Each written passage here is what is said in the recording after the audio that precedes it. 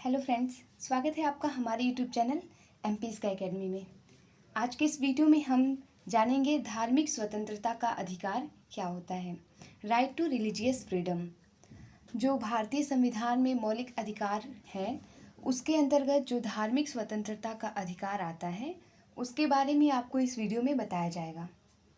और अगर आपको टिप्पणी लिखना है धार्मिक स्वतंत्रता का अधिकार, इस पर टिप्पणी लिखना हो या 200 शब्दों में इसका आंसर लिखना हो या 2 पेज का लिखना है तो आप इस वीडियो को देख सकते हैं।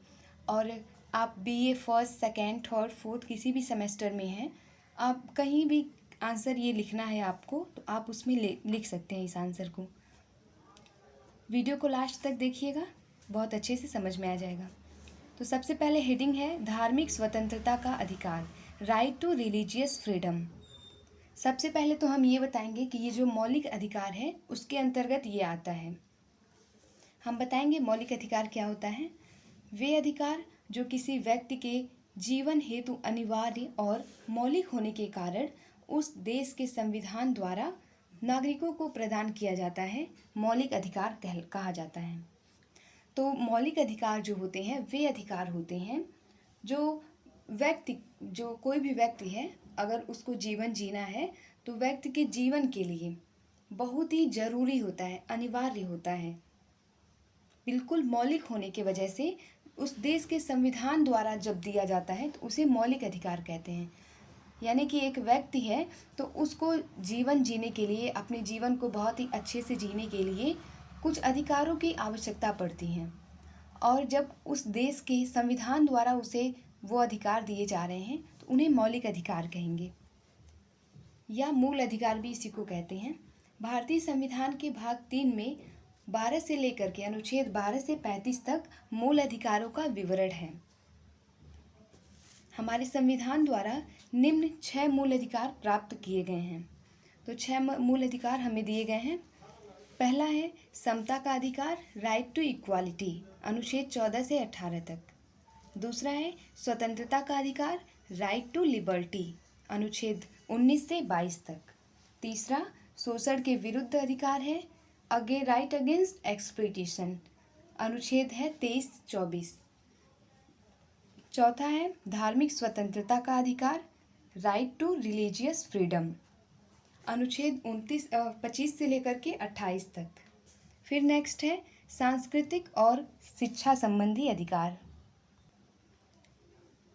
Cultural and educational freedom, article number है 29 से 30 तक। फिर 6 नंबर पर है संवैधानिक उपचारों का अधिकार, राइट टू कॉन्स्टिट्यूशनल रेमेडीज, अनुच्छेद 32 में ये दिया गया है। अब हम हेडिंग डालेंगे धार्मिक स्वतंत्रता का अधिकार।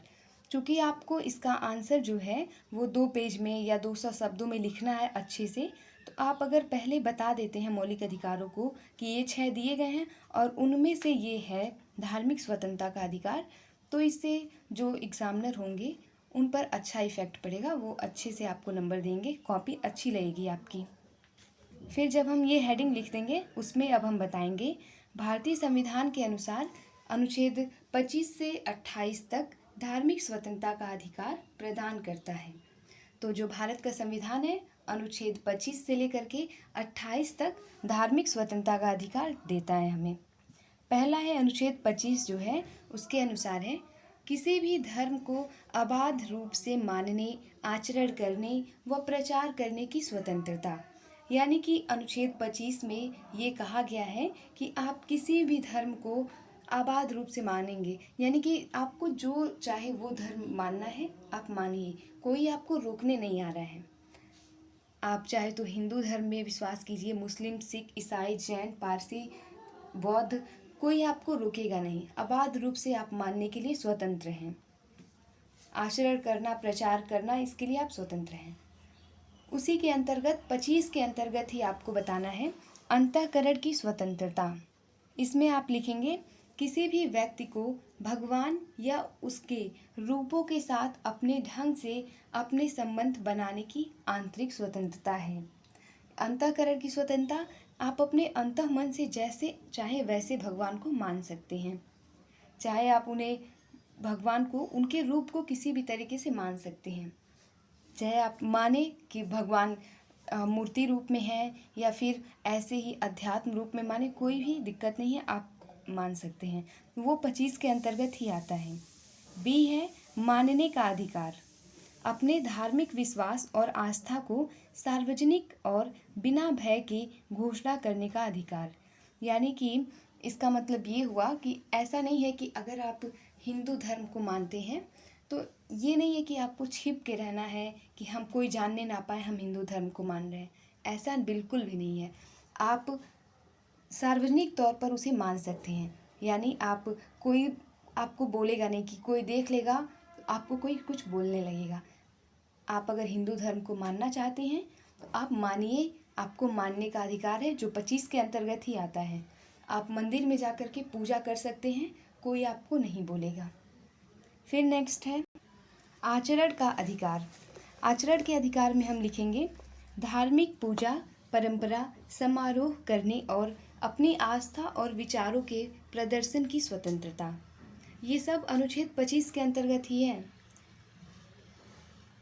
4 आपको बताए जाएंगे ABCD: अंतःकरण की स्वतंत्रता, मानने का अधिकार, आचरण का अधिकार और प्रसार का अधिकार। तो इसमें है धार्मिक पूजा, परंपरा, समारोह, आप पूजा कीजिए, समारोह कर सकते हैं और अपनी आस्था और विचारों का प्रदर्शन कर सकते हैं। जैसे कि हिंदू धर्म में कीर्तन होता है, आप ऐसा कर सकते हैं। अगर केवल हिंदू धर्म की बात नहीं है, आप अन्य धर्मों में भी जो भी मान्यताएं हैं उन्हें फॉलो कर सकते हैं। फिर नेक्स्ट है प्रसार का अधिकार। अपनी धार्मिक आस्थाओं का अन्य को प्रचार और प्रसार करने या अपने धर्म के सिद्धांतों को प्रकट करना। फिर है नेक्स्ट आर्टिकल नंबर 26।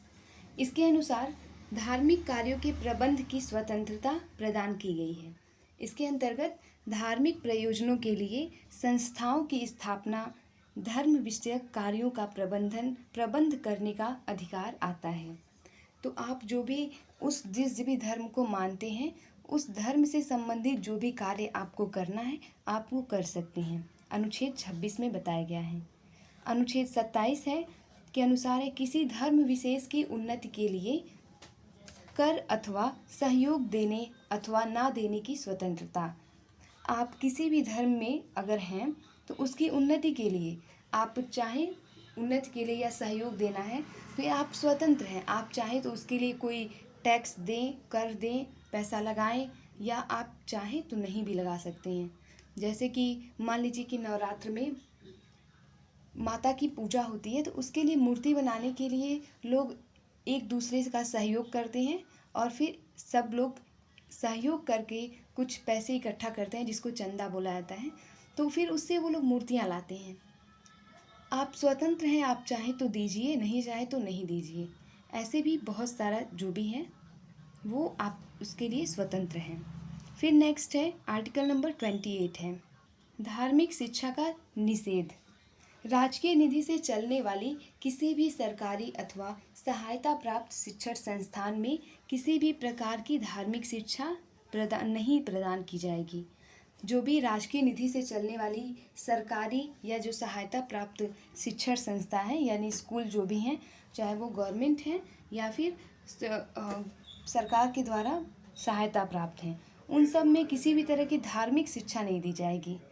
ये इसमें बताया गया आर्टिकल नंबर 28 में धार्मिक शिक्षा का निषेध। तो आपने जाना कि अनुच्छेद 25, 26, 27, 28, 25 से लेकर के 28 तक धार्मिक शिक्षा का अधिकार है आपको आर्टिकल नंबर 25 से 28 तक राइट टू रिलीजियस फ्रीडम, धार्मिक स्वतंत्रता का अधिकार है। आर्टिकल नंबर 25 में किसी भी धर्म को अबाध रूप से मानने की स्वतंत्रता है आपको। 26 में है धार्मिक कार्यों के प्रबंध की स्वतंत्रता आपको दी गई है। यानी आप पहले तो 25 में कोई भी धर्म को अबाध रूप से मानेंगे, 26 में धार्मिक कार्यों के प्रबंध करने की स्वतंत्रता है आपको, आप उसके लिए कोई प्रबंध कर सकते हैं। 27 में है कि आप उसकी उन्नति के लिए सहयोग दे भी सकते हैं, नहीं भी दे सकते हैं, इसके लिए आप स्वतंत्र हैं। फिर 28 है धार्मिक शिक्षा का निषेध है। इस तरीके से आप लिख सकते हैं। अगर आपको वीडियो अच्छी लगी हो तो लाइक कर दें, सब्सक्राइब कर लें चैनल को और शेयर कर दें। धन्यवाद।